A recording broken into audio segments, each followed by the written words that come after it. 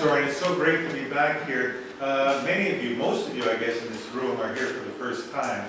And I've got to say, what you're taking part in is kind of a miracle, because when Mikhail, I remember him traveling through Toronto, I don't know, 7, 8 years ago, he had this gleam in his eye about Vilnius, and there might be a workshop there. And it seemed so unlikely that I said, well, it's a long shot. And I don't know how many years it's been running now. It's great to be back here again and visiting this time around here. Just before I begin, there are many levels, there are many stories to be told about this place, and as you're probably getting a sense of already. This is one of them. But I have to say that whenever I read this, to a North American sort of Western crowd, this tends to be news. To Lithuanians, this tends to be like, so what? Right? We've known this stuff all along. So if you happen to be Lithuanian, I invite you to a 15-minute little snooze about now, and till the next start. So I think it's pretty much self-explanatory. If we, I think the light's kind of okay from the window. I'll see if I can get it. Okay, and it begins like this. August 7th, 1945. The war had ended for Westerners in Europe on May 8th, 1945. Afterwards, Germans and Americans, English and French, and others all laid down their arms and began the hard road to peace, the rebuilding of ruined cities, the denazification that would clear away the old enemies, and the counting of the dead that would lead to an understanding of the horror that people had suffered through. But in the East, no such end came. Instead, in Estonia, Latvia, and Lithuania, in Ukraine and Belarus, parts of Poland, the war went underground. For a while, the partisans fought battles from fixed positions. But now that Germany was defeated, the Reds would turn and devote their strength to making the new lands conform to their plan. In the West, the demobilized soldiers went home to build houses and garages and to fill them with refrigerators, washing machines, televisions, and cars. In the East, the project begun in the Soviet Union 20 years earlier was continued. When the farmers were stripped of their land, the deportations began in earnest again. The cattle cars rolling northeastward, with hundreds of thousands of men, women, and children, many of them to be starved, frozen, or worked to death. Whole categories of people were doomed. School principals, former government bureaucrats, former army officers all the way down to sergeants, policemen, train conductors, nuns, monks, shop owners, and any farm owners rich enough to have had hired hands. Thanks.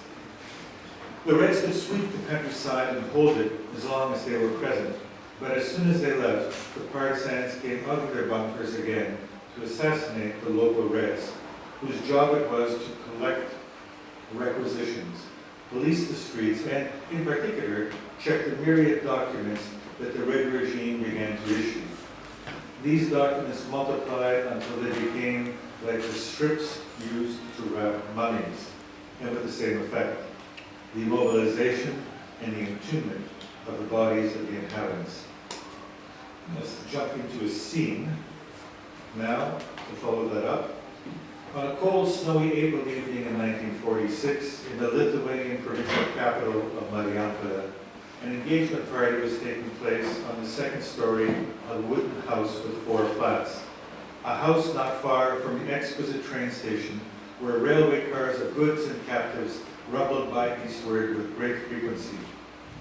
When Lucas walked into the kitchen to get another bottle of vodka late that night, he found Elena with her back to him, leaning over the counter, her curly brown hair loose. He could see the tension in her shoulders, squared and stiff, as if braced for a blow. After a moment, she turned and looked at him. Elena's brown eyes were very large, a little moist from the cigarette smoke in the flat.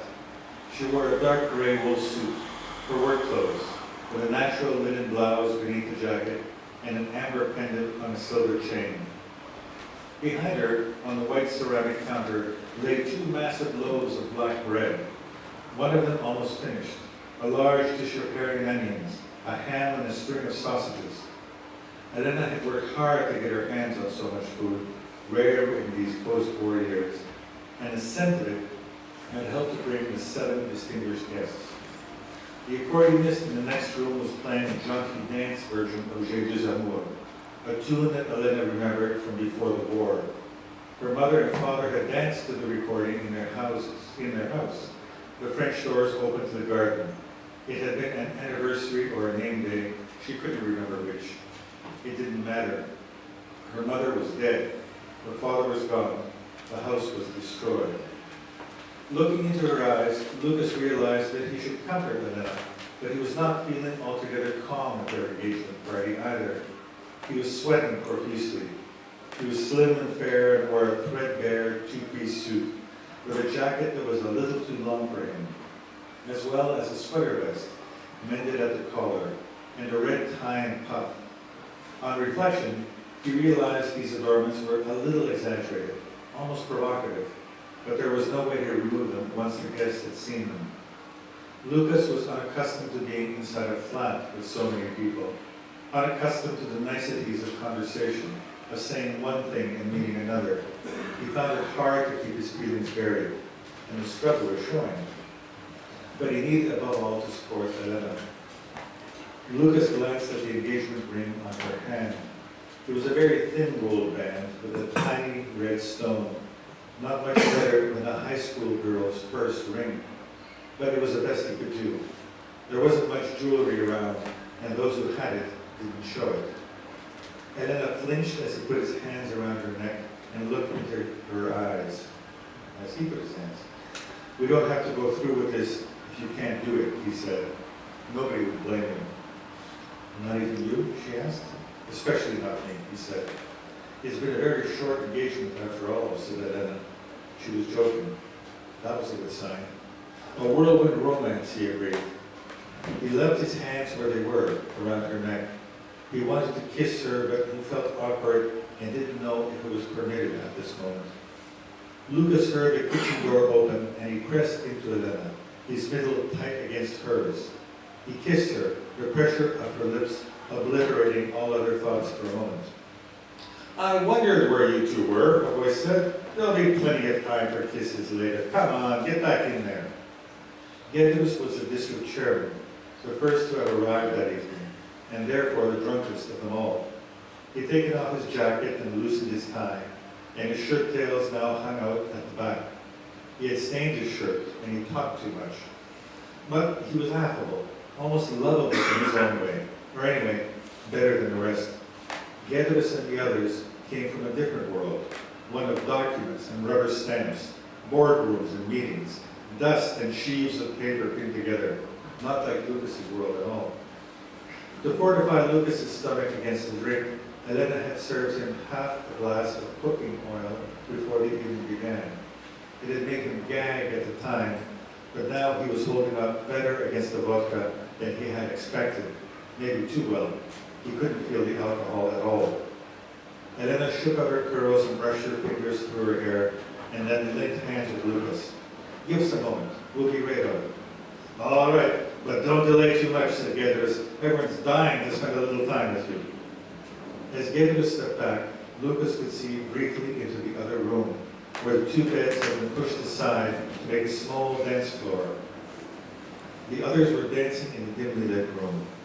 Elena's roommate with the director of the Komsomol, and her sister Stasa with the city chairman. 2 candles lit the dining table because the electricity went off at 10 each night. Vinskis kept wanting to talk to Gedus about some internal passports stolen from the office where he worked, and he took the man by the arm as soon as he stepped out of the kitchen. "You're a bundle of nerves too," said Elena. "Let's call it off. We can cool down for a while and try this again later." "I wish I could call it off," he said, "but I can't. It's too late." "Did you see the look he gave me when he came into the kitchen?" "I didn't see anything," she said. "What are you talking about?" "Vinskis suspects me.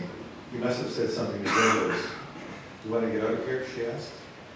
Vinskis and Gedus are at the door. "Say you're going to the toilet. They might not let me pass. You want to wait in here?" "No," she said. I promised I'd help you. I'm going with you."